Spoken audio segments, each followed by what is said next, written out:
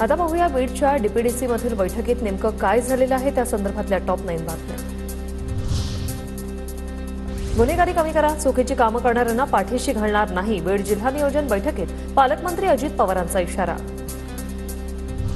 पालकमंत्री अजित पवारांनी घेतली बीड जिल्हा नियोजन समितीची बैठक, प्रत्येकाने आपल्या जबाबदाऱ्या नेटाने पार पाडाव्यात, अजित पवारांच्या सूचना। जवळपास 2 तास चाललेल्या बैठकीत जिल्हा पातळीवरील नागरी समस्या सुरक्षेबाबत अधिकाऱ्यांना अजित पवारांच्या सूचना।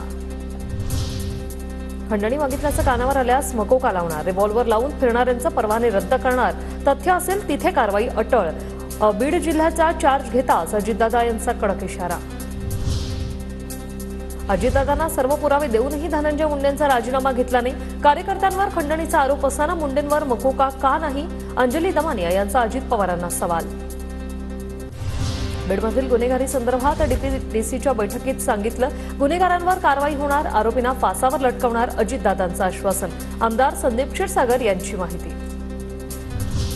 काम करताना जातपात बघू नका, स्वतःची प्रतिमा जनमानसात चांगली ठेवा, मी तुमच्या जवळचा मात्र चुकीचं वागू नका, खपवून घेणार नाही, अजितदादांच्या पदाधिकाऱ्यांना सज्जड दब। सोडणार नाहीची भाषा अजितदादांनी करू नये, संजय राऊतांचा टोला, अजित पवारांसह त्यांच्या अनेक नेत्यांवर भाजपकडून आरोप झाले, मग मुक्ततेसाठी भाजपमध्ये जाऊन गंगास्नान केलं, अजित पवारांच्या मकोकावरील वक्तव्यावर राऊतांची टीका। धनंजय मुंडेंविरोधात पुराव्यांचा पेनड्राईव्ह अजितदादांच्या पीएला दिला, आमदार सुरेश धस यांचा दावा, तर धसांनी कोणताही पेनड्राईव्ह दिला नाही, धनंजय मुंडेंनी आरोप फेटाळले। यामुळे बैठकीत काहीसा गोंधळ झाला, मात्र अजित पवार मोठ्या आवाजात बोलतात, सभागृहात कमालीची शांतता।